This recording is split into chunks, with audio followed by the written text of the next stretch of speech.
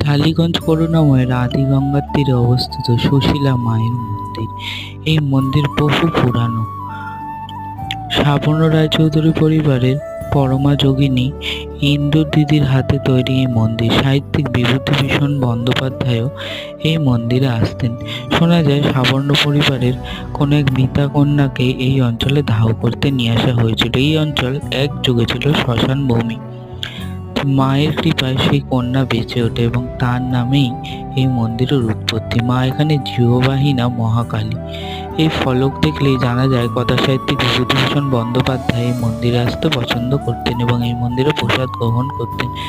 বর্তমানে এই মন্দির কমিটির দ্বারা পরিচালিত। মায়ের সেবা এখনো হয়। মাঘী পূর্ণিমাতে হয় মায়ের বাৎসরিক পুজো। আর মা এখানে খুব সুন্দর কন্যা রূপে পূজিতা। মায়ের নাম এখানে সুশীলেশ্বরী।